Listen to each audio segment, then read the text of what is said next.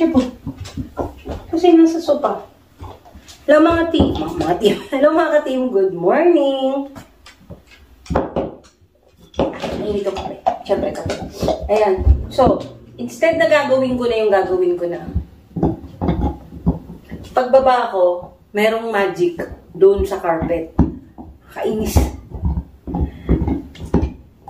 Alam niyo, sa totoo lang, ang pag-aalaga ng aso ay hindi biro.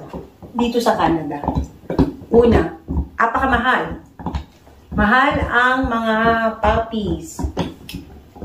Reason bakit ako nagkaroon ng aso, reason ba't ako kumuha ng aso, supposedly isa lang.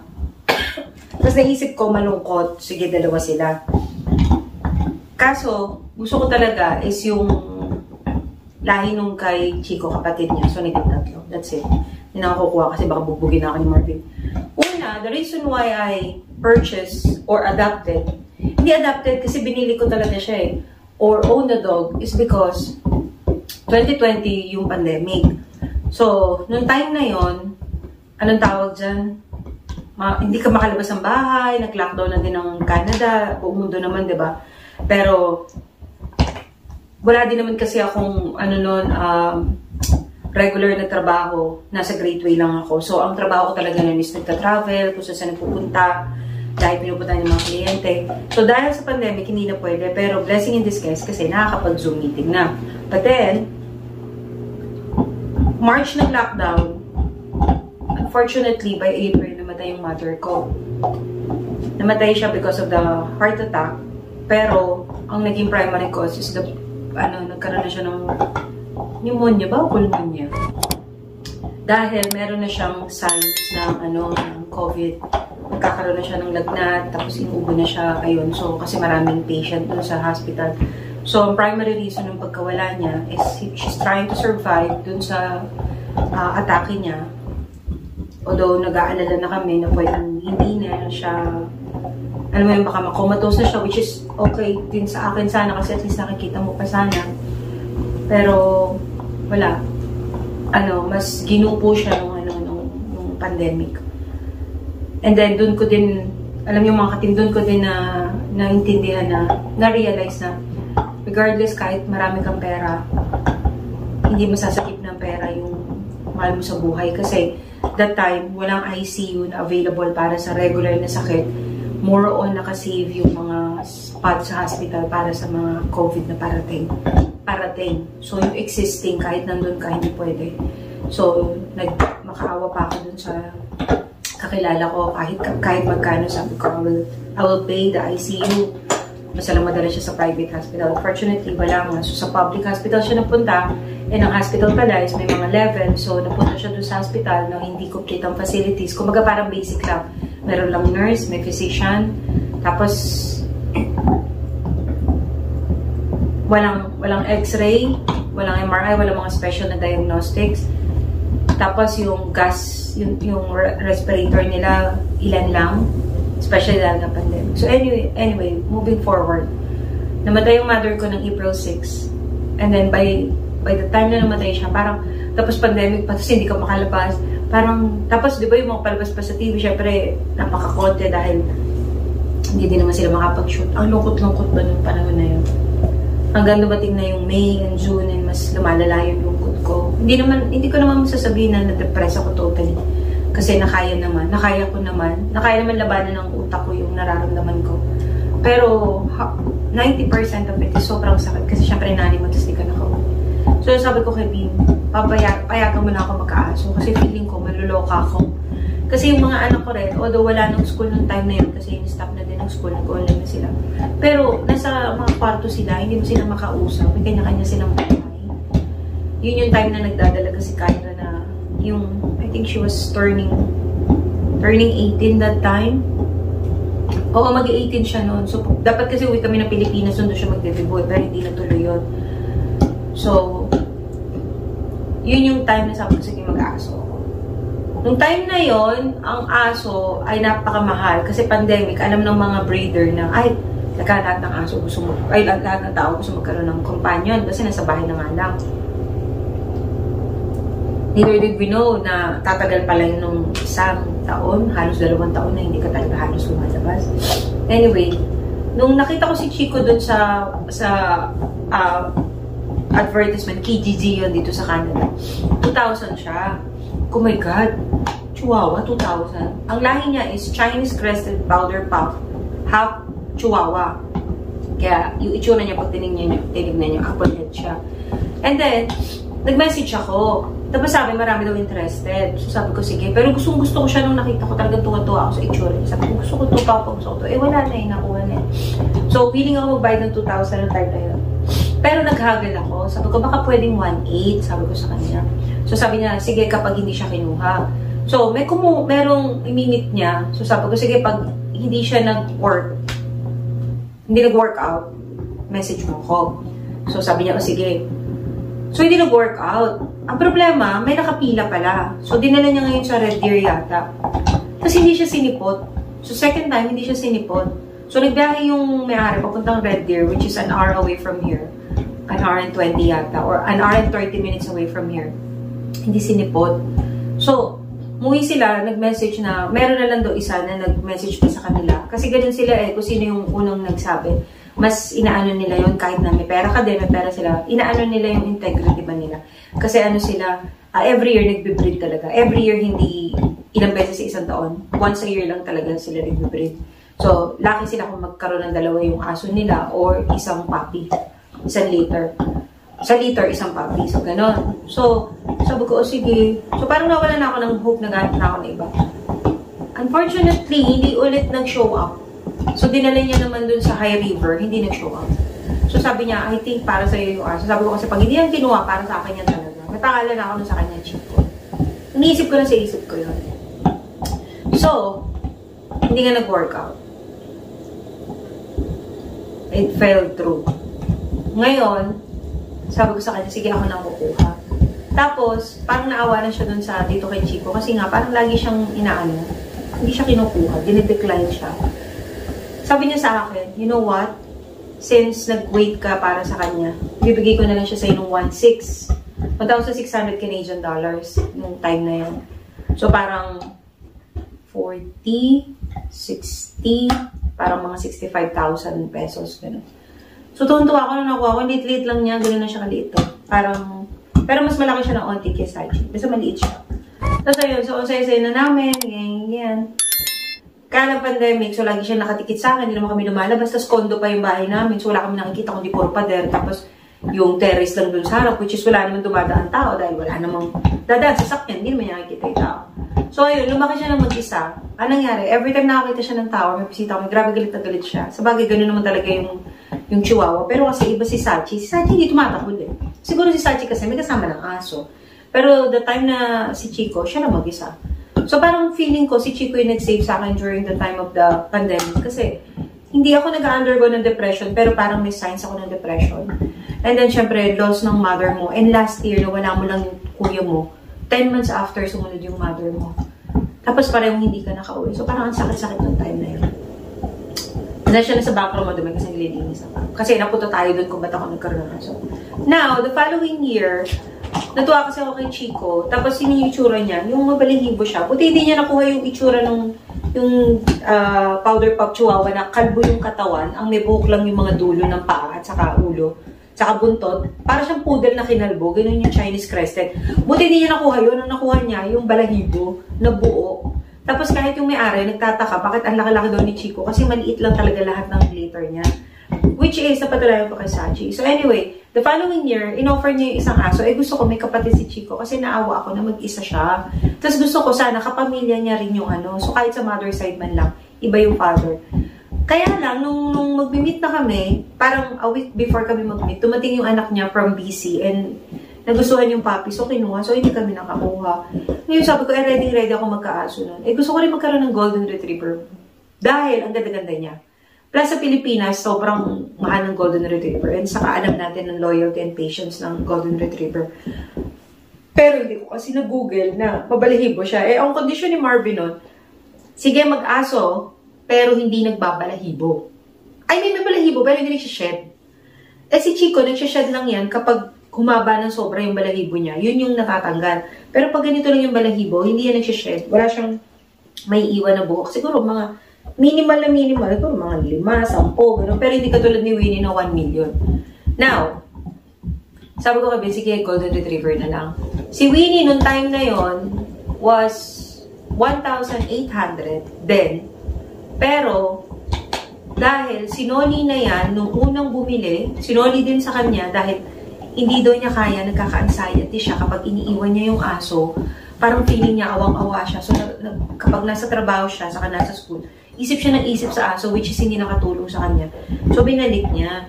Sabi nga sa akin nung may-ari, kung dumating man ng time na hindi mo kayang alagaan, sa akin mo pa rin ibalik kasi ayaw niya na sa ibang mapunta. Kasi para sa kanya, mahal niya yung mga aso niya. Sabi ko, no problem. Sabi ko sa kanya gano'n.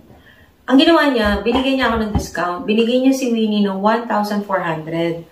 Dahil nga parang pangalawang ano na si Winnie. Microchip yan. Kompleto siya sa vaccine. First vaccine. And then kompleto din sa mga pagkain ng pinadala sa Katoys. Makikita niyo sa video namin. Our new Golden Retriever. Our new baby. Now, 1,400 yan. So, okay na. Kaso, the following year, nagkaroon ng 4 na liter yung nanay ni Chico. Gustong-gusto ko magkaroon ng kapatid ni Chico kasi naawa ako sa kanya. Pero hindi ko na kaya kumuha ng isa pang kapatid ni Winnie. baka pati ako palayasin na ni Babe. Baka apat na kami umalis dito sa bahay dahil nga ang daming balahibo. At saka maliit kasi nakuha namin na unit, diba? So, nung pinakita si Sachi, grabe tuwan-tuwa ako kasi si Sachi no, gold na gold. Parang Golden Retriever. Gold na gold talaga siya. Kaya lang, hindi ko... Ano nangyari sa kanya? Tinan nyo. Naging kakulay siya ni Chico. Ayan o. Kakulay na sila. Diba? Ang pagkakaiba nila, mas malaki si Chico... Excuse me lang o. Mas malaki si Chico sa kanya. And then yung tenga niya, makikita nyo nakataas kay Chico nakababa. Tapos yung mata niya, hindi kasing chihuahua ni Chico. Pag pinipicturean siya, nilalagay niyo sa Google, ang na-identify is terrier. Yorkie. New York na terrier siya. Hindi siya chihuahua. Oo, maganda ka rin, Winnie. So, ayun. So, nung nakita ko siya, oh my God, gusto ko yan. So, sabi ko kay Kyra, gusto mo magka-puppy? Kay Kyra ko talagang pinabili. Hati kami ni Kyra. And then, dahil kilala na ako ni Pauline, yung may-ari, tuwa siya sa akin, sa'yo siya sinisenda ng photo ni Chico, tuwa siya. At least nakikita pa rin niya yung baby nung baby niya. Ang tawag dyan. Binigay niya na lang si Sachi ng, kasi si Sachi mura na eh, kasi nawawala na yung pandemic nun eh. Ay, wala nang pandemic nun. Chico, 1,200 na lang siya nun. Actually, 1,400, sabi niya, sige, 1,200 na lang. Tapos nung nag-down na ako ng 500, nung nakita kami, ang kinuha niya na lang is 400. Parang 900 na lang niya binigay si Sachi. So, tuwan-tuwa kami. Si Sachi talaga yung maliit kasi malaki pa yung medium double-double. Yung medium coffee ng Timon. Mas malaki pa yun. Parang gano'n. Mataas lang siya ng onti sa Vienna sausage. Gano'n yung itsura niya. So, ayan. And ngayon, ayan, ganyan na siya kaliit. So, ito talaga ang original na height ng chihuahua niya. Kaya siya nagtataka, bakit o si Chico is parang triple the size. Hindi siya kasing liit ng lahat ng naging anak ng aso niya. So, ayun. So, ngayon, going back kung gaano kamahal. Ayun, ganun nga kamahal. 1,600 si Chico, 1,400 si Winnie, and then 900 si Sachi. Pinakamura na. Pero, yung pagkain nila, hindi kasi kami hindi kami yung ma-experiment sa food. Hindi ako nagpapakain ng raw. So, doon kay Winnie ha. Hindi kasi yung mga iba talaga na anong-ano yung aso. Marami silang mga pagkain na kung ano-ano. Kami, basic yung vitamins para sa joints ni Winnie. Kasi nga yun yung usually na nagiging sakit nila sa hips. Kasi nga malikot sila eh. Saka mahilig sila umakit ng hagdan. Kaya ito binabawalan namin umakit baba ng hagdan. Dahil una doon na dislocate sa kanila hips. Lakas pa kumembo. Ano sa akin. Tapos meron silang vitamins, multivitamins para sa kanilang tatlo. Tapos dry food. May kibble sila dyan. Binibilang ko din si Winnie ng Purina Chow na. Purina Chow yun.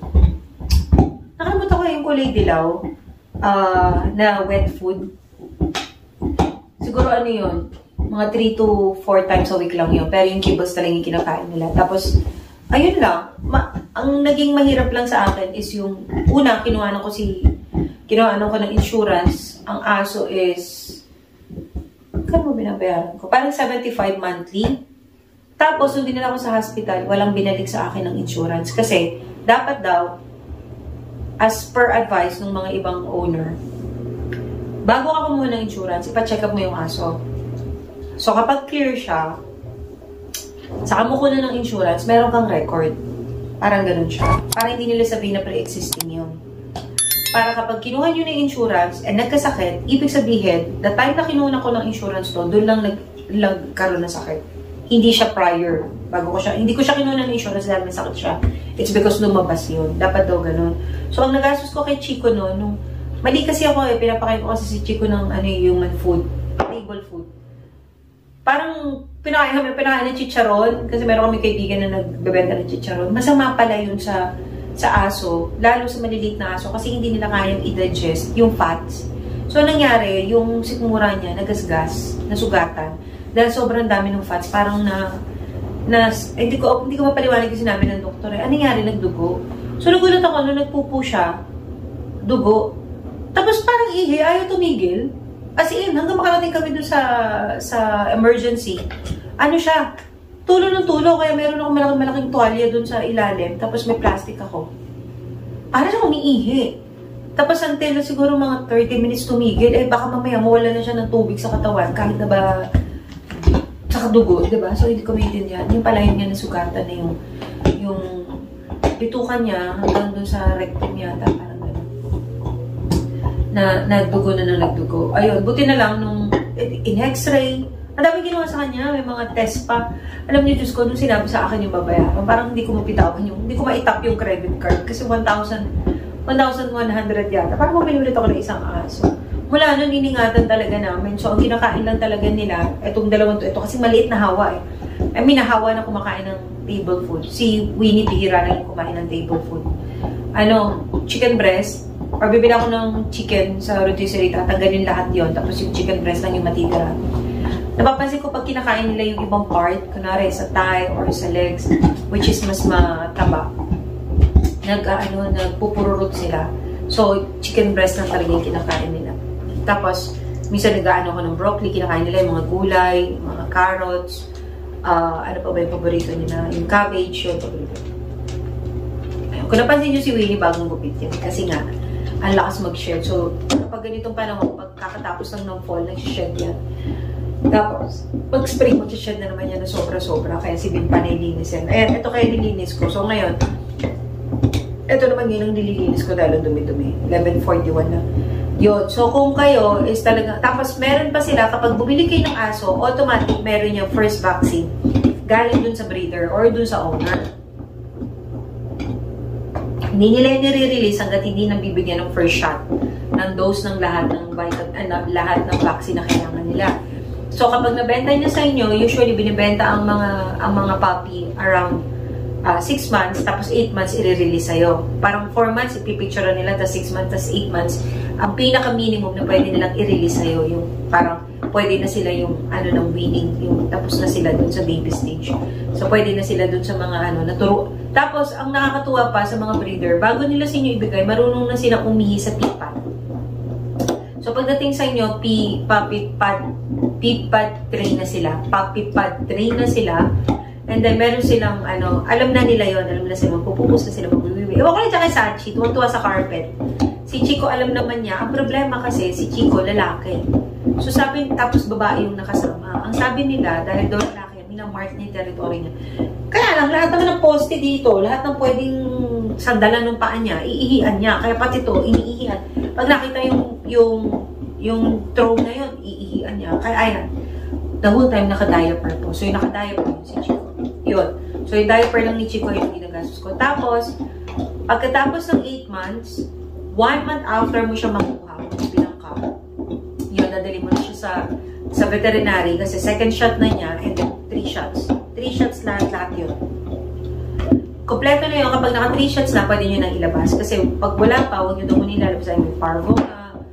Yung pusa ng kuya ko parang sa parvo na matay. As in, ang bilis ng pangyayari, hindi na nila napigilan.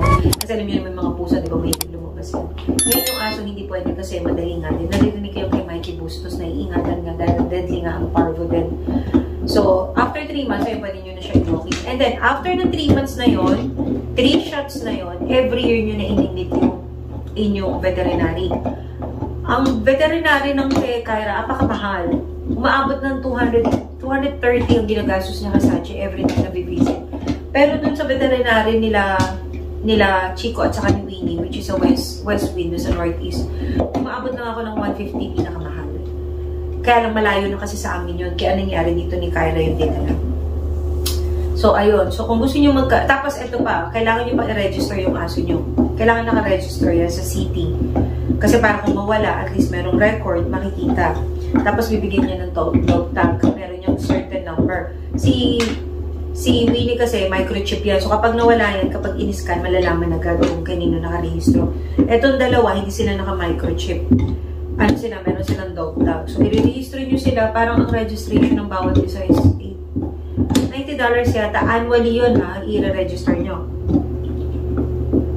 Naka-register lahat yan. So, ayun. So, yun yung mga nagiging gastos ko sa pagkain, sa PIPAD. Malakas yung sa PIPAD. Eh, napansin ko, yung PIPAD ng Kirkland, which is dun sa Costco, lumipis na siya. As in, parang, malakas naman talaga umihi ang Golden Retriever. Sa laki ba naman yan, di ba? Pero, once na naihian niya, hindi na siya na-absorb. Yun na yun. Matagal na siyang i-absorb, tapos basa na talaga siya. Unlike before, kapag inihian nyo ni Winnie, kahit pa paano i-absorb niya, medyo natutuyo siya ng onte. So, nagagamit pa siya up to 2 hanggang 3 P. Pero hindi. Isang P lang, tatapon na namin siya kasi hindi pwede. Tapos umaamoy pa sa bahay. Lalo ngayong winter, naka-close yung mga windows. So, hindi mapalabas yung hangin. Magbubukas na kami ng exhaust, pero hindi naman pwedeng habang nakabukas yung exhaust fan ninyo. Yun. So, yun yung mga gastusin namin. Hindi naman kami magarbo. Pero, mahal. Kaya sana, kapag may aso, ayan, iingatan sa mga pagkain. Dahil, ang iingatan nyo is yung magkasakit. Dahil napakamahal talaga kapag nagpa-hospital sila. Yung grooming, kami din ang nag-grooming. Ako yung nagugupit ng kuko, ako yung nagugupit sa kanila. Tapos, nililinisan ko sila. Yun lang, hindi nga yung katulad kung ginagawa ng mga groomer na. Hindi ko alam kung meron pang mga extra special na ginagawa sa aso. So, yun. Yan. Kaya kung gusto nyo magkaroon ng aso, kailangan i-research yung aso. Kung gayahin, hindi ko na-research yung Winnie. And, hindi ko rin naman kasalanan kasi hindi din kami na-approve or hindi din kami nakabili ng malaking bahay. Hindi naman malaking bahay, pero yung property na may lupa kasi during the pandemic na bumibili kami, ang bilis magbili ng bahay na merong yard. So, wala. Hindi kami nakahabol. Kaya ang gusto sana namin, kung makakabili kami panibagong bahay may yard para maging fair din kami sa kanila, makakatakbo sila sa labas. And then, doon sila magpupo at saka magpipi. Kasi ganun talaga yung mga pet dito, tinuturuan nila sa labas. Kami, since nandito kami sa kulog, terrace na yun, hindi naman pwedeng doon magpupo. Dito naman, share kami ng yard ng kabila. So, sa loob sila nagdudumi, gano'n. Yun. Mahal yung aso, mahal ang paggamot, mahal din yung mga vaccine, pero at least after ng 3 shots every year na lang yun. Yung pagkain, kung spoiled sa inyo yung aso, ayun, magastos yun. Pero, mas mahal kasi yung pagkain nila kaysa sa bigas namin. Pagkatapos, ano pa? Ito, binibilang ko sila ng pagkain ng manok every 3 days. Bibilang ko ng chicken breast. Minsan nagsisale sa Walmart na nakakachamba ko. Pag nakakita ko ng chicken breast sa Walmart, binibili ko na yun, automatic 6 na pack yun bibiling ko. So, tumatagal yun tama isang buwan. Kasi, ang laman nun is steak, 7 breast yun. And sa isang breast, hati na sila. Malaki kasi naman yun. Yun lang. So, kapag gusto niyo magkaroon ng aso, mag-research kayo katulad na sinabi ko para alam niyo kung para sa inyo talaga. Kung kaya niyo yung kanilang lifestyle at ang kanilang gastusin. So, maglilinis na ako. Tapos, ihahalo ko na yung sauce dun sa pasta kasi, ano tawag dyan? Birthday ni Denden ngayon. So, pupunta kami dun mamaya. Tapos, wala lang. Tapusin ko lang to para malinis. Kasi medyo ilang linggo ko din hindi nalinis yung couch. Pakita ko sa inyo mamaya kung gano'n kadumi yung tubig. Wait lang. Mamaya na lang ulit.